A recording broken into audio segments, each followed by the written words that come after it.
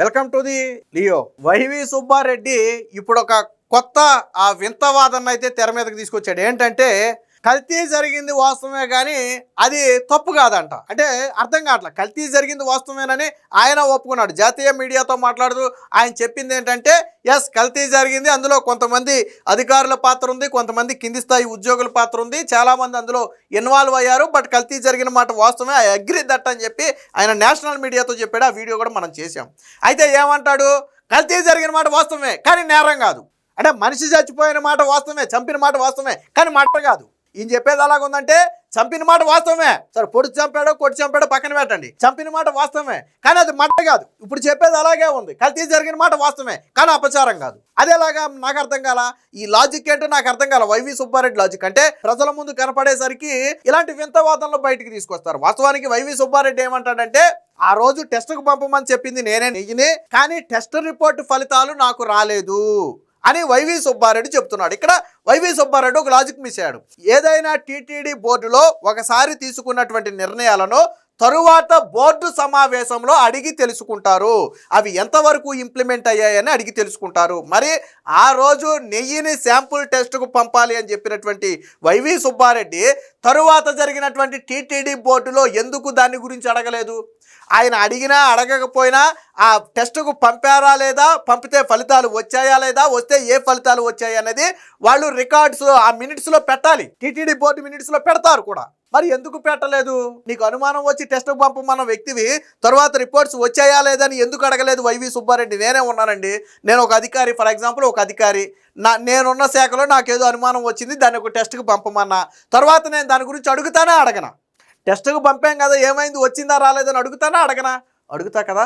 మరి వైవి సుబ్బారెడ్డి 4 ఏళ్ల పాటు టీటీడీ చైర్మన్గా ఉండి ఎప్పుడు ఆ టెస్ట్ రిపోర్ట్ల గురించి అడగలేదు అంటే వింతవాదంలాగా ఉందే. కల్తీ జరిగిందని ఆయన ఒప్పుకుంటాడు కానీ టెస్ట్ ఫలితాలు రాలేదు, అది నేరం కాదు, అది నేను కావాలని చేసింది కాదని ఆయనే అంటాడు. కావాలని చేసింది కాదని ఎప్పుడు అనాలి? మీకు తెలియకుండా తప్పు జరుగుండి ఆ తప్పు మీద మీరు కఠిన చర్యలు తీసుకుని ఉంటే అప్పుడు దాన్ని యాక్సెప్ట్ చేస్తారు ప్రజలు. ఆ రోజే మీరు లడ్డూలో కల్తీ విషయాన్ని బయటపెట్టి ఇది నెయ్యి కాదు, నెయ్యి రూపంలో ఏదో ఇలా పంపారు, మేము ఈ కాంట్రాక్ట్ సంస్థను బ్లాక్లో పెడుతున్నాం, వీళ్ళ మీద ఎంక్వైరీ కమిటీ వేస్తున్నామని చెప్పి లేదా కేసులు నమోదు చేస్తున్నామని చెప్పి అప్పుడు స్వచ్ఛమైన నెయ్యి కోసం మేము ఒక కాంట్రాక్ట్ ఇచ్చామని వైవి సుబ్బారెడ్డి చెప్పి ఉంటే అప్పుడు వైవి సుబ్బారెడ్డి నమ్ముతారు.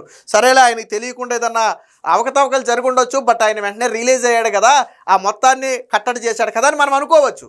కానీ నెయ్యి కల్తీ జరిగిందని తెలిసి కూడా మనం అదే కల్తీ నేతిని మళ్ళీ కాంట్రాక్ట్లు ఇచ్చి మళ్ళీ టెండర్లు పిలిచి మళ్ళీ కథ అంతా నడిపాం కదా, మరి ఎలా మన ప్రమేయం లేదని ఎలా చెప్పుకుంటాం? యాజ్ పర్ టీటీడీ నామ్స్ ప్రకారం వైవి సుబ్బారెడ్డి ఆ మొత్తానికి కూడా సుప్రీం, ఎవరైతే చైర్మన్ కుర్చీలో ఉంటారో వాళ్ళే నిర్ణయాలలో సుప్రీంగా ఉంటారు.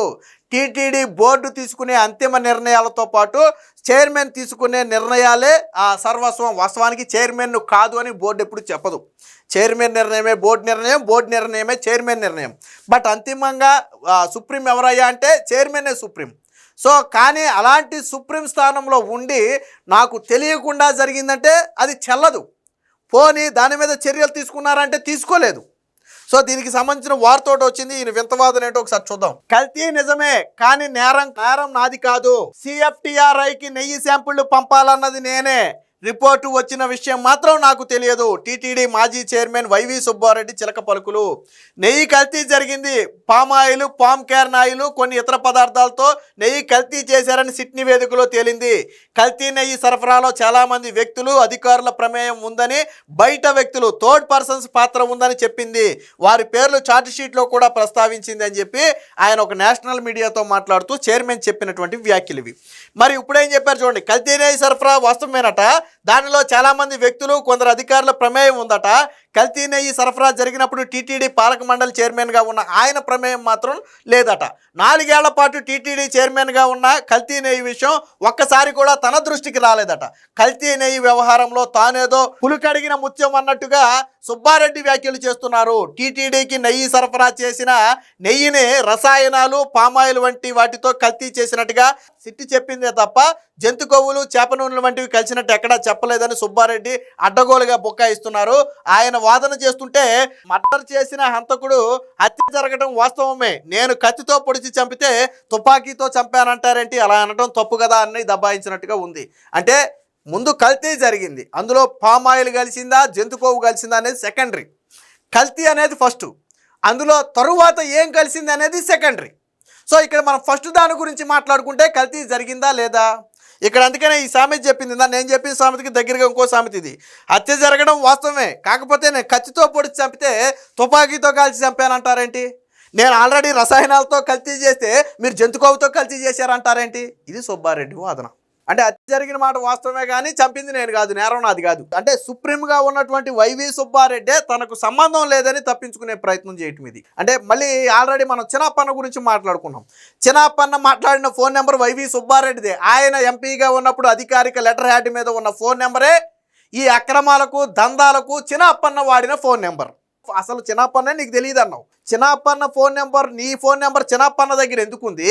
చిన్నప్పన్న ఎందుకు నీ పేరు చెప్పి నీ పిఎస్నో పిఏనో అని చెప్పి ఇతర వ్యక్తులతో ఎందుకు మాట్లాడాడు?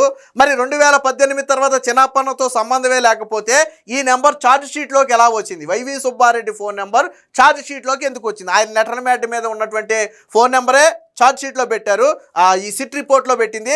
ఆ సిట్ రిపోర్ట్లో ఉన్నటువంటి ఫోన్ నెంబర్ ఎవరిదయ్యా అని ట్రూ కలర్లో చెక్ చేస్తే చిన్నప్పన్న పేరు వస్తుంది. కానీ ఆ ఫోన్ నెంబరే వైవి సుబ్బారెడ్డి లెటర్ హ్యాడ్ మీద ఉంది. అంటే వీళ్ళంతా కలిసి ఆడినటువంటి డ్రామాలు ఇవి. కానీ ఇప్పుడు తప్పించుకునే ప్రయత్నం చేస్తున్నారు. నాణ్యత పెంచాలంటే నిబంధనలను నీరుగార్చాలా? టీటీడీకి అవసరమైనంత నెయ్యి సరఫరా జరగకపోవడంతో అధికారులు నిపుణుల కమిటీని వేసి వారి సిఫారసు మేరకు నిబంధనలు సడలించారు. ఎందుకు సడలించారని తర్వాత మేము అడిగితే ఎక్కువ మంది పాల్గొనేందుకు అవకాశం ఇస్తే పోటీ పెరుగుతుందని, తక్కువ ధరలకు కోట్ చేస్తారని చెప్పారు. నెయ్యి నాణ్యతపై రాజీ పడకుండా టెండర్ నిబంధనలు సడలించామని చెప్పి వైవి సుబ్బారెడ్డి చెప్తున్నటువంటి మాట. నిబంధనలను సడలించి నాణ్యత పెంచాలా? అంతకంటే హాస్యాస్పదం ఉంటుందా? బోలేబాబా డైరీ 1,00,000 కిలోల నకిలీ నెయ్యిని సరఫరా చేసింది. మీరు నిబంధనలు సడలించాకే కదా. నాణ్యత పెంచడం అంటే నెయ్యిని కానీ రసాయనాల మిశ్రమాన్ని కొనడమా? అసలు ఎవరైనా నాణ్యత పెంచడానికి నిబంధనలు సడలిస్తారా అన్నట్టు నిబంధనలు సవరణకు కమిటీ వేసింది.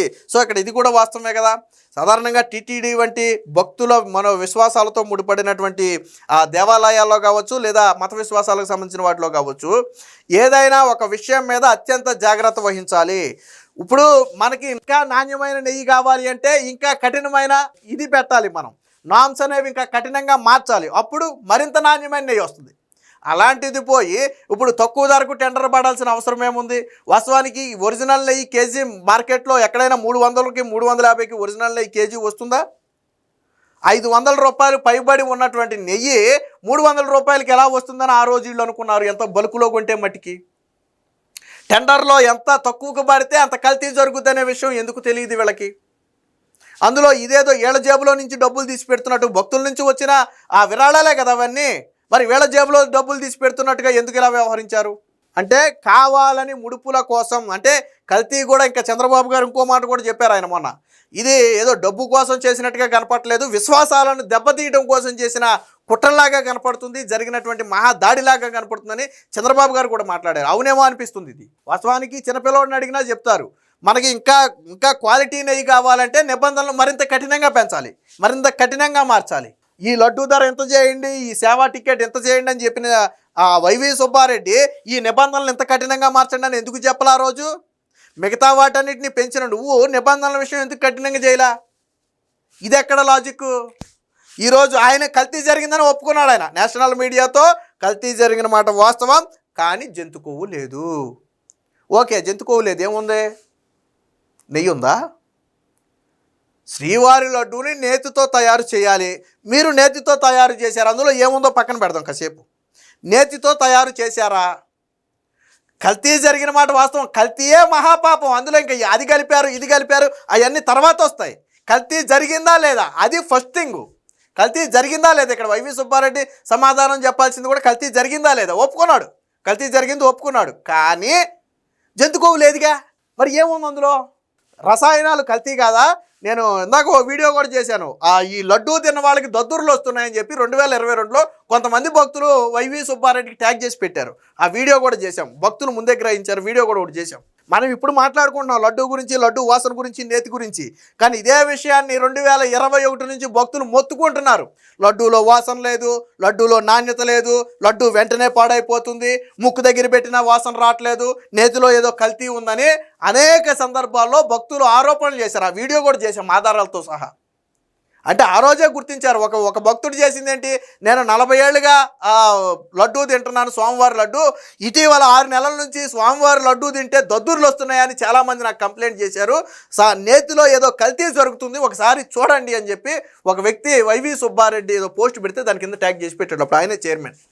ఎవడో పట్టించుకోవాలా ఎందుకు పట్టించుకోవాలా అంటే కావాలని చేశారు. ఈవెన్ వైవి సుబ్బారెడ్డి ఇప్పుడే తప్పించుకునే ప్రయత్నం చేస్తున్నాడు. కానీ ప్రొక్యూర్మెంట్ జనరల్ మేనేజర్ సుబ్రహ్మణ్యం స్పష్టంగా చెప్పాడు, ఆయన టెస్ట్కి పంపన్నాడు, మేము టెస్ట్కి పంపాం. టెస్ట్ రిజల్ట్ రావడానికి 2 నెలల సమయం పట్టింది. ఇంతలో ఆ ట్యాంకర్లు అంత సమయం ఆగదు కాబట్టి ఆ ట్యాంకర్లు నేతిని వాడేసాం మేము. బట్ టెస్ట్ రిజల్ట్లోనేమో కల్తీ జరిగిందని వచ్చింది.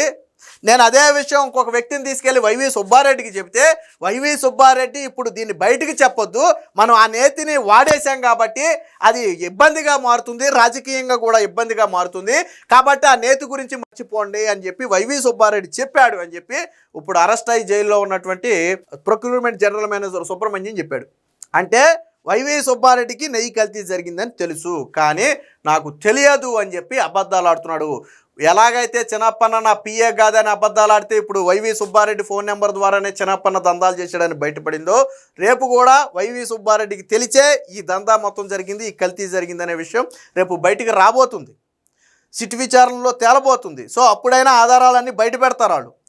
కాబట్టి వైవి సుబ్బారెడ్డి ఎప్పటికైనా తప్పు ఒప్పుకుని, మొన్న ఎల్వి సుబ్రహ్మణ్యం చెప్పాడు, జరిగింది పాపం, సరే ఎలా జరిగిందనేది పక్కన పెట్టి మీరు ప్రాయశ్చిత్తం కింద పొర్లు దండాలు పెట్టో, తలనీలాలు ఇచ్చో, లేదా మోకాళ్ళ మీద మెట్లెక్కో ఆ స్వామివారిని తప్పు జరిగింది క్షమించమని వేడుకోవాల్సింది పోయి, ఆ తప్పులు అందులో నెయ్యి, జంతు కొవ్వు లేదు కదా, పామాయిలే కదా ఉంది, లేకపోతే కెమికల్సే కదా ఉందని వితండవాదం చేయడం అనేది మహాపచారం.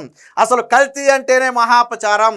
చివరికి ఆ స్వామివారికి దీపారాధన కూడా కల్తీ నేతితోనే చేసే దౌర్భాగ్య పరిస్థితి రావటం అత్యంత దారుణమైన విషయం అని చెప్పి స్వయంగా ఎల్వి సుబ్రహ్మణ్యం, మాజీ టీటీడీ ఈవో ఆయన, అలాగే జగన్మోహన్ రెడ్డి దగ్గర చీఫ్ సెక్రటరీగా చేసినటువంటి మొదటి వ్యక్తి, ఆయనే స్వయంగా చెప్పాడు.